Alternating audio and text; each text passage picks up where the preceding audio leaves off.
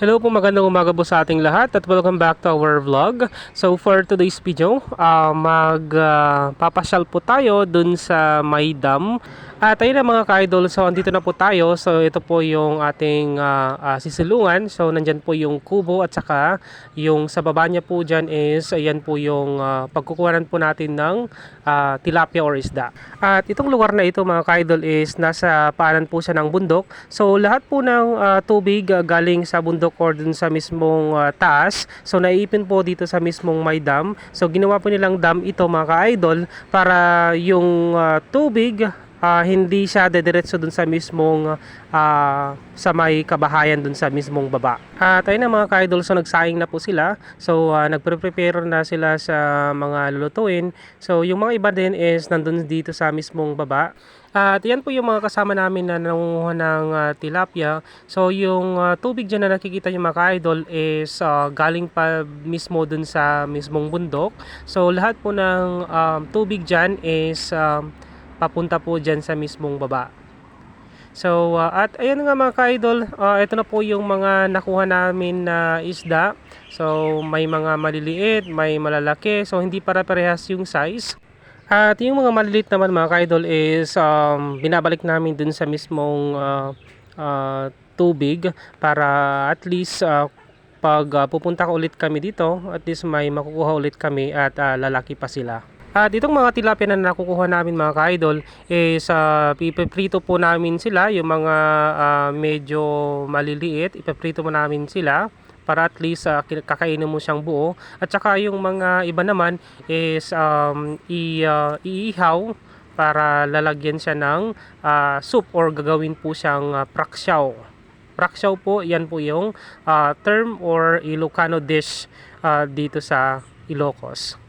Yung praksyo mga ka-idol is mag-iihaw ka lang ng tilapia, tapos magpapainit ka or magpapakulo ka ng tubig. Pagkatapos nun is kumuha lang ng luya, kamatis at saka sibuyas, at dagdagan mo rin siya ng konting pangpaasim. At yun po yung tinatawag na praksyaw. At itong pinagkukunan namin ng tilapia mga ka-idol or itong isda, malawak po siya. So ang ginawa po ng kasama namin ay naglagay po sila muna ng net. Pinalibutan po yung net dito sa some part ng tubig, at saka unti-unti nilang hinihila yung net.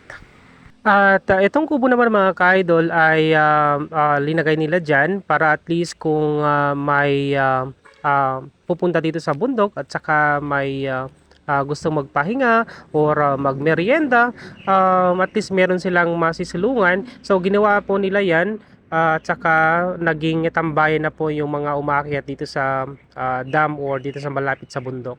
At ayan, pinagpatuloy pa namin yung pangunguha ng isda. So ayan po, yung isang timba na po lahat yan. So kanina konti lang, so ngayon is sobrang dami na. So, madami pa yung kukunin na isda dyan mga ka-idol kasi yung kasama namin is nag-alaga po siya ng tilapia at saka linagyan niya po ng mga fingerlings at pinapakain pa rin niya hanggang ngayon. Ang sarap lang ng feelings mga ka-idol pag nag-alaga ka ng mga isda or itong tilapia kasi darating ng panahon mag-harvest ka at saka mapapakinabangan mo din sila. Pwede mong pang-ulam or pwede mong ibenta sa mga kapitbahay. At ayun na nga, padami na ng padami ang aming huling isda or itong tilapia, kaya yung bata naming kasama is tumulong na rin sa pamumulot.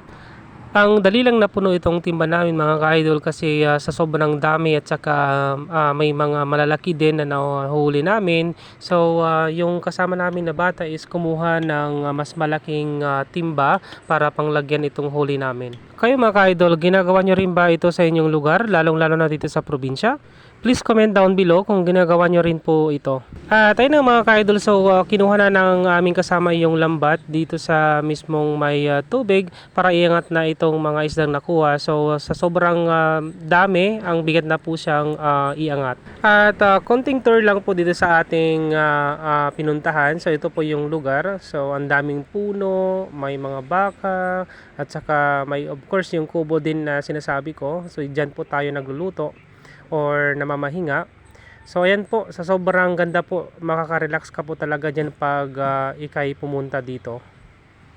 At ayan nga mga ka-idol, so yung kasama naming bata, so ang galing magluto. So yan, hinahalo-halo lang yung linuluto niya. Ewan ko ano nga po yung linuluto niya ngayon.